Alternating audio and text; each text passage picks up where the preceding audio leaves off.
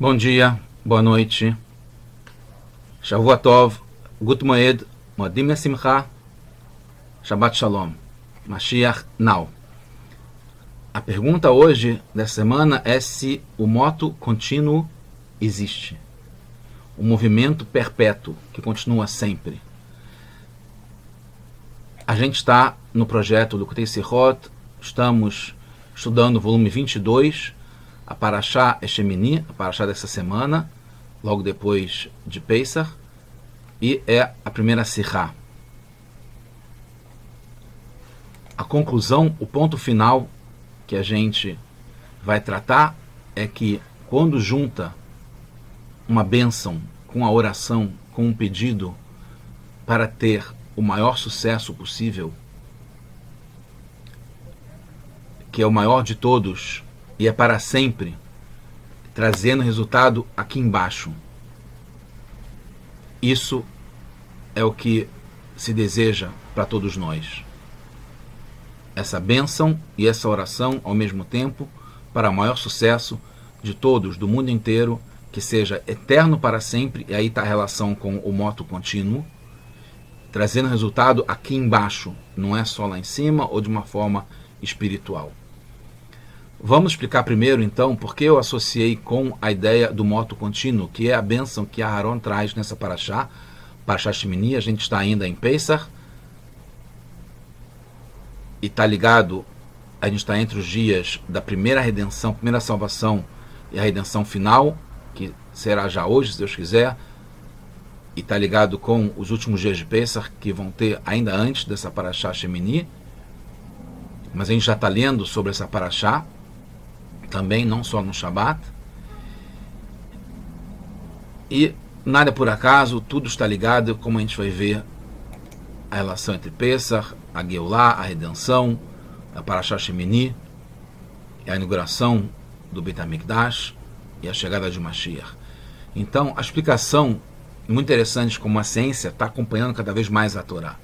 A ideia do moto contínuo na ciência é uma máquina que tem movimento perpétuo, que é uma teoria, nunca foi colocada na prática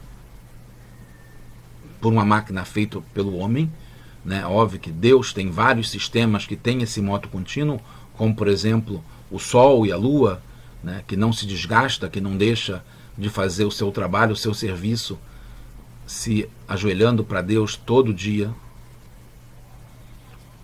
Então, o homem nunca conseguiu fazer, mas sempre teve essa aspiração de conseguir essas máquinas que são hipotéticas e que, qual seria a ideia delas? Elas fariam com que tivesse uma retroalimentação, reutilização indefinidamente da energia que ela precisa para fazer o seu movimento, o seu trabalho, e que o movimento que ela gera faria essa retroalimentação para ela continuar processando.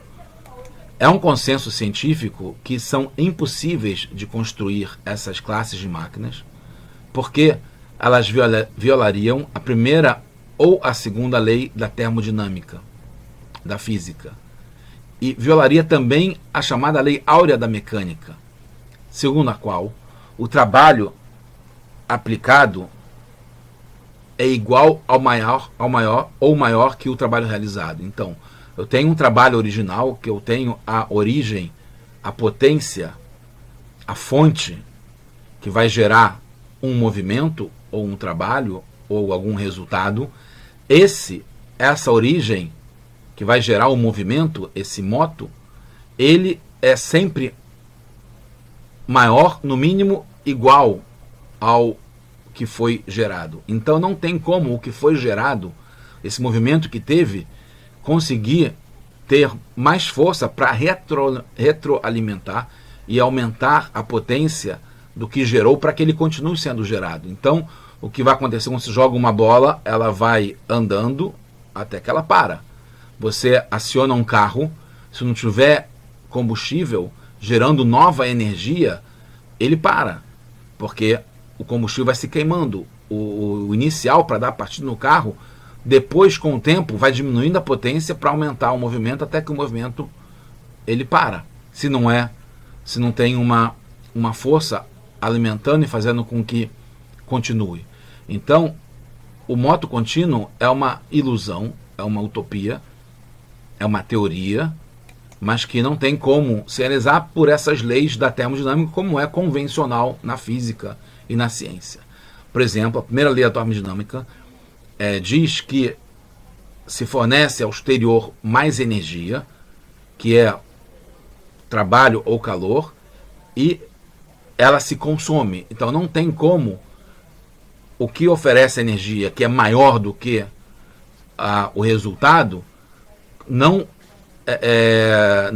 parar, não cessar, porque vai se consumindo essa energia, esse trabalho, esse calor. E também a segunda lei da termodinâmica, que diz que o rendimento vai diminuindo. O rendimento não tem como continuar sempre do mesmo modo. Então, por essa teoria do moto contínuo, o rendimento seria sempre 100%. Ele traz sempre no máximo da sua capacidade.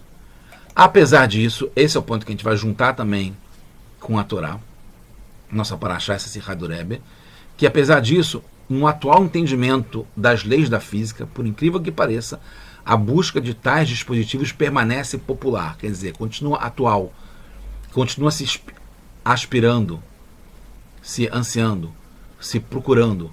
Isso que a gente vai ver está ligado com a bênção que Aaron deu para o povo e para todo mundo, que a gente consiga ter esse moto contínuo que vai estar ligado com a chegada de Mashiach e a reconstrução do terceiro templo sagrado, onde vai ter novamente esse moto contínuo para tudo que a gente tiver nesse mundo aqui mesmo, aqui embaixo. E depende da gente conseguir fazer isso. É um resultado das nossas ações. A gente tem como, além do que Aaron deu de bênção para a gente, mas usando inclusive essa bênção dele, a gente tem como atingir isso. E é o que se espera da gente, cada um de nós. Então, há o passuk, o versículo que tem na paraxá, nessa paraxá Shemini, vai ser Aaron es Yador, que Aaron, ele foi fazer o sacrifício, finalmente, na inauguração do Mishkan, ele foi fazer o sacrifício no altar, e aí ele levanta as suas mãos para o povo, Elaam, vai varechem, e dá uma bênção, vai yered mesot hatat, e aí ele desce, depois de fazer o sacrifício de hatat, que é um tipo de sacrifício ligado a pecado, reaulá, que é um tipo de sacrifício que ele se eleva inteiramente, e shlamim, que é o sacrifício ligado a fazer as pazes, e que é completo, que faz shalom. Então esse é o passuk. Urashi pega algumas palavras para interpretar. Ele fala que essa bênção que Aaron deu quando ele estava no altar ou saindo do altar, não fica claro no verso, é a bênção sacerdotal, a bênção dos Kohanim, a bênção do sacerdote. No caso, Aaron era o Kohen Gadol, era o sumo sacerdote. E Urashi explica não só que é a bênção sacerdotal, que não está escrito no verso, explica o que é a bênção sacerdotal, fala os três primeiros, são as três partes principais que é dividida a bênção sacerdotal, que são três partes. Yavarechechá, que está ligado com vai dar a bênção, e a vai iluminar, e Issá vai elevar. Isso, não por acaso, está essa explicação de como é Birkat Kohanim e os detalhes dessa bênção, está no Tratado de Sotá, página 38, que a gente lê nesses dias entre justamente Pesach e Shavuot. E depois o Urash explica, Vayered, ele desceu do Mizbeach. O Urash sente necessidade de explicar que a bênção ele deu ainda no Mizbeach, no altar, só depois que ele desce. Então, o Rebbe traz algumas perguntas, a gente vai falar um pouco mais rapidamente sobre isso, porque eu entendo que o principal para a gente é como aplicar isso tudo, como trazer isso para a nossa realidade, para o nosso mundo, como a gente pode, de fato, fazer alguma coisa, aproveitar essa bênção e esse pedido, essa tefilá do Aaron, e a gente reproduzir isso também e chegar nesse modo contínuo, fazer com que nossa vida, que a gente não esteja, que a gente nunca perca, que a gente nunca diminua, que a gente continue nesse crescimento, aumentar, ter mais força, ter mais energia, e não seguindo as leis da física, que está ligado com a gravidade, que tudo pesa, que envelhece, que cai, que desperdiça, que perde calor, perde energia, o resultado é sempre menor e tem que estar sempre procurando mais recursos para poder ter o mesmo resultado, ou no mínimo conseguir algum resultado. Enquanto que a gente vai ver, e é a aplicação prática do que a gente está aprendendo aqui, que tem como a gente conseguir esse moto contínuo, essa energia que ela continua, que ela persevera, que ela se amplia e não diminui. Então, Urashi, o Rebbe fala que, para entender Urashi está perturbado e quer explicar por que, está incomodado, por que é a bênção sacerdotal e qual tipo de bênção, e por que Aaron fez isso nesse momento, porque pela ordem cronológica, Urashi só viola essa ordem cronológica que tem na Torá quando é muito importante, muito fundamental. E ele fala que não é o mandamento de fazer a ordem a bênção sacerdotal, que vai ser só em Parashat Nassor, muito em outro livro, no livro Bamidbar, no livro de Números. A gente está no Levítico, no livro Vaikra. Então, ou não tem ordem cronológica, então agora seria a bênção sacerdotal, porque pela ordem só vai aparecer em Parashat Nassor, ou uma outra bênção, então não teria ordem cronológica, quer dizer, teria ordem cronológica, mas não é a bênção do tal que aparece só depois. Entende que no Passuk fala que Aaron abençoou, não fala de Moshe, não fala dos filhos de Aaron, não fala de mais ninguém, nem outro Cohen, então que está ligado com ser o Cohen, que é a bênção que vem de um Cohen, porque é Aaron que está dando a bênção. Então isso está subentendido no verso que é muito compacto, como a gente sabe que a Torá é muito compacta, né? Reduz e fala só o que deve ser falado e a gente deve interpretar. Então, a bênção, você entende, está muito claro, é realmente somente ligada a Aaron. Foi ele que deu a bênção, não foram os filhos, não foram outros Kohanim e não foi nem Moshe Rabbeinu. Mas Urashi fala que não é a bênção sacerdotal como é depois falada e ordenada em Parashat Nassor, que vai ser só no livro seguinte. O Urashi explica que pela ordem essa bênção é somente dada mais tarde, pela cronologia. Além disso, se fosse para treinamento, então não é ainda a bênção e sai da ordem porque é o treinamento, precisaria pelas leis, pelas regras, pelo entendimento de como a Torá é feita, precisaria indicar no Passuk que é agora só um treinamento. Como é feito o treinamento de montar e desmontar o Mishkan, no tabernáculo, que é a situação que a gente tem essa paraxá, que Moshe fez antes, foi o treinamento, antes de começar de fato a inauguração com os Nessim, com os líderes das tribos e com Aaron e seus filhos. Segundo, se fosse realmente a bênção sacerdotal, chamada de Birkat Kohanim, a grande bênção que tem, poderia ser qualquer sacerdote, não é só o Kohen Gadol, que Aaron é o Kohen Gadol nesse momento, que dá a bênção sacerdotal, poderia ser outros Kohanim. Então, provavelmente, certamente, a Torá indicaria outro Kohen se fosse somente Birkat Kohanim, porque não é obrigatório que seja o Kohen Gadol que faça a bênção sacerdotal. E 3, se realmente fosse somente o Kohen Gadol, poderia ser o Moshe também, que também era sacerdote nesse momento, que ele tinha acabado de terminar, como eu falei, o treinamento e a semana antes da inauguração do Mishkan. Então, mais outras perguntas, porque Rashi, e a gente vai responder isso tudo de um modo só, que está ligado com esse moto contínuo, essa bênção especial que Aaron deu nesse momento, antes de descer do altar, como Rashi explica. Mais outras perguntas, então, porque Rashi explica que é a bênção sacerdotal, porque ele, já que não é a bênção sacerdotal, Birkat Kohanim, que é dada depois e é ordenada depois na outra paraxá, num outro livro. E além disso, mesmo que Rashi tenha explicado, como a gente viu aqui, que é Birkat Kohanim, como está aqui, Birkat Kohanim, porque ele explica e especifica essas 3 palavras. Birkat Kohanim são várias outras palavras, porque 15 palavras, se eu não me engano, que é muito indicativo isso, mas porque o Rashi especifica que são 3 palavras.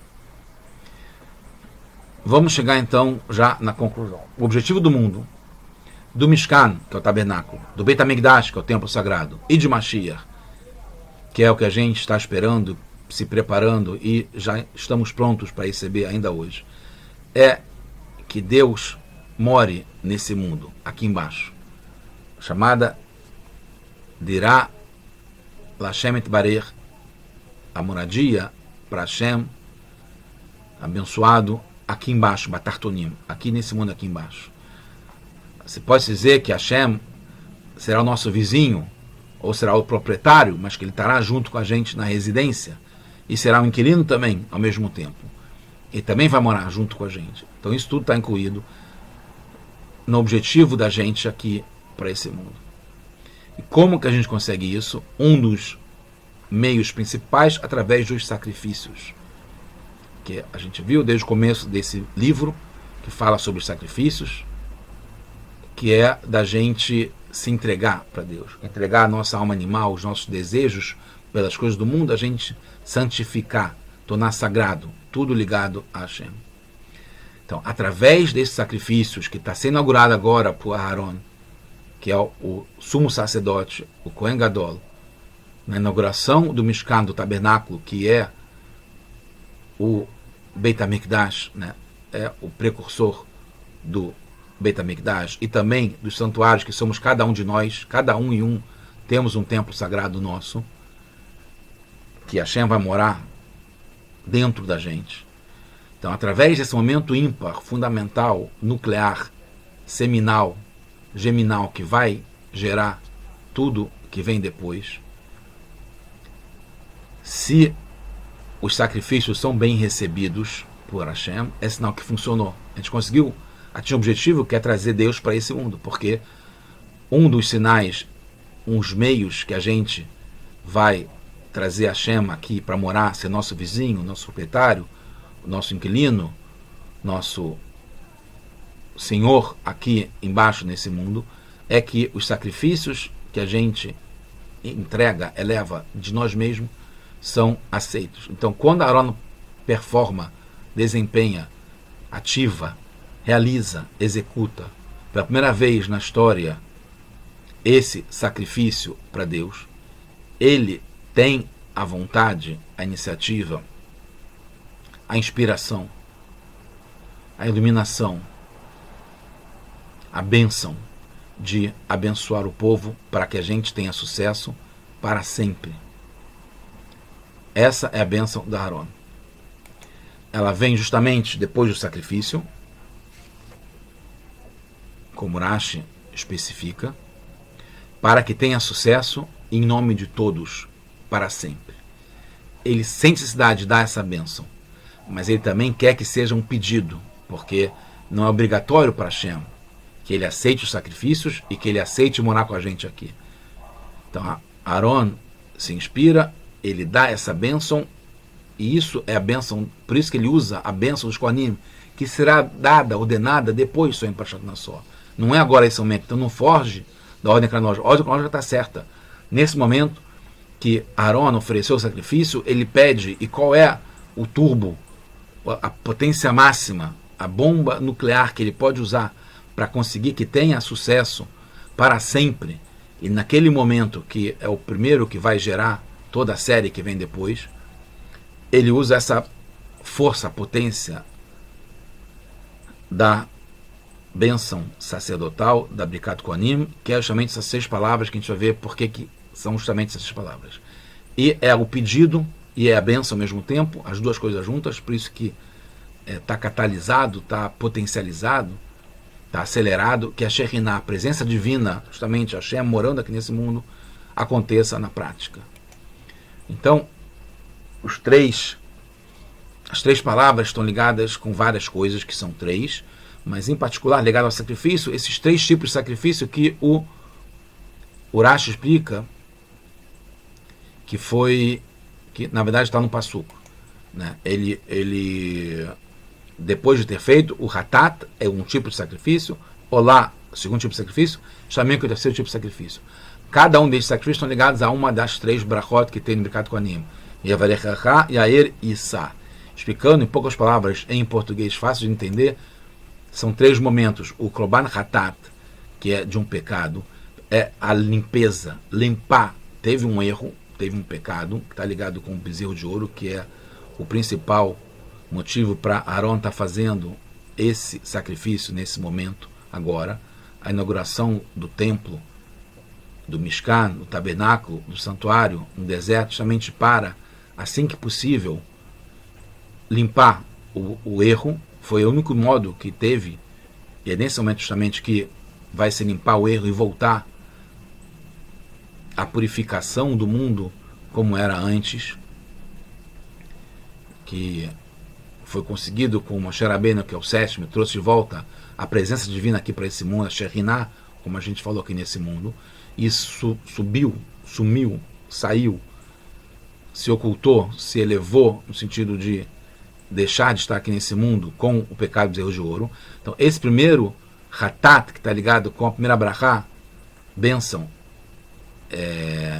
Yevarechecha, está ligado com essa limpeza para então propiciar ter a bênção, conseguir trazer de cima para baixo. A bênção está ligado com esse movimento. A tefilá, a reza é para que consiga subir. Então, foi primeiro uma brachá, que é limpar para que possa descer a bênção. Depois foi feito o Korban Olá. Olá está ligado com subir. E Vayaer, iluminar, está ligado com o pedido do Aaron, do Korban Olá, que ele acabou de fazer, para que o sacrifício seja aceito. Então, ele fala essa segunda brachá, que tem no Birkat Kohanim, na bênção sacerdotal, para que os pedidos, e em particular o dele, que está ligado com o sacrifício, que vai ser para sempre, nesse moto contínuo, seja aceito. E a terceira está ligado com o Korban Shelamim, é que Hashem faça as pazes com o povo, Shalom, Shelamim e completo.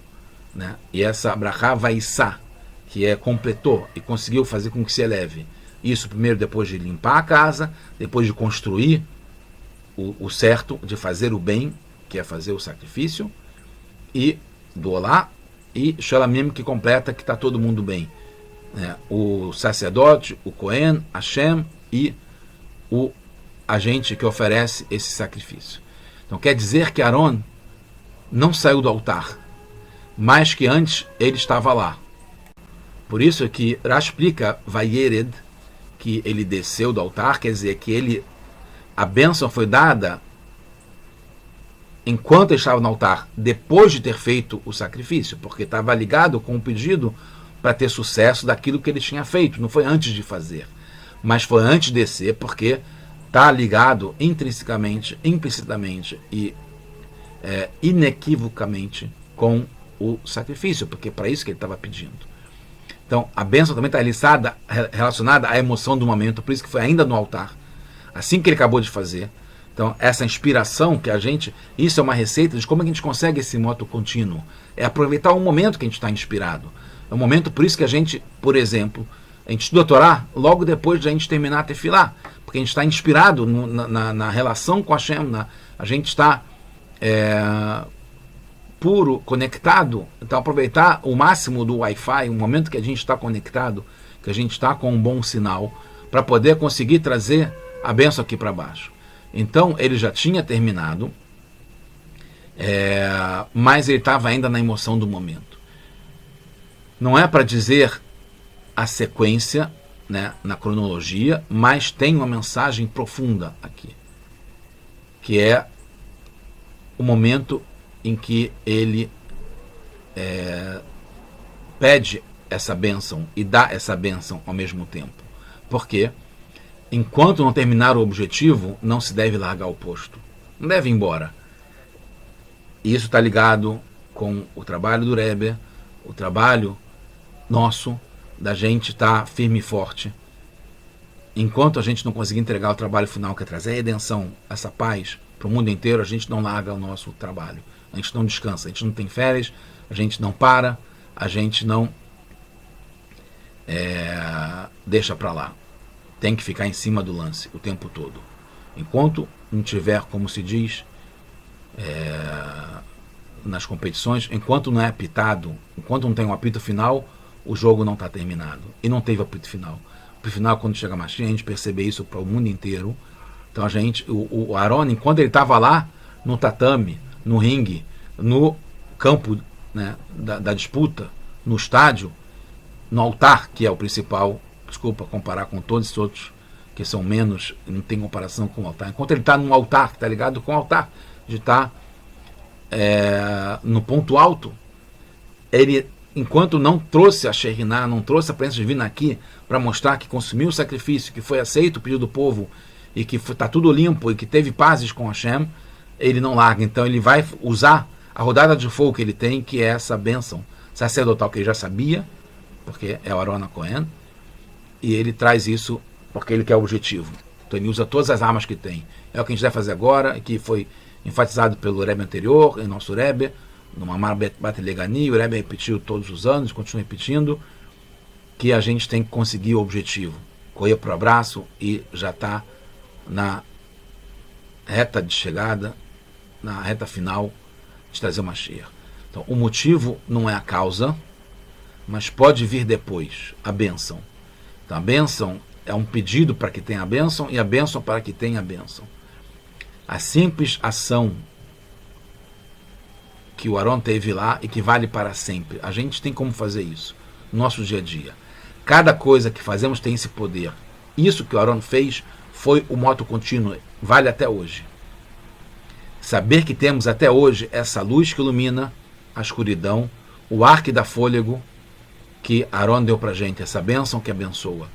É diferente da ordem de abençoar, que veio depois do Birkat Kohanim, porque é temporal, é em alguns momentos que é feita. Isso que o Aaron fez, essa bênção, que está ligada a Birkat Kohanim, mas não é a bênção sacerdotal que é dada depois a ordem, o mandamento, porque é uma bênção eterna que continua acontecendo.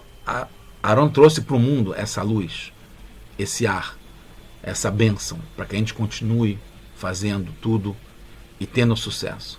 É um moto contínuo, como a gente falou.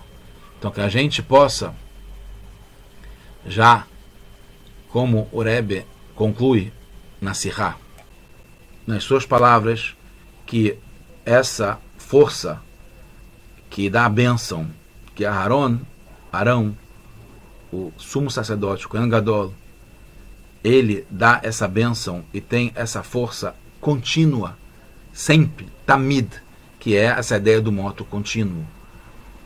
Mesmo na escuridão, que absorve a luz, que tira a luz.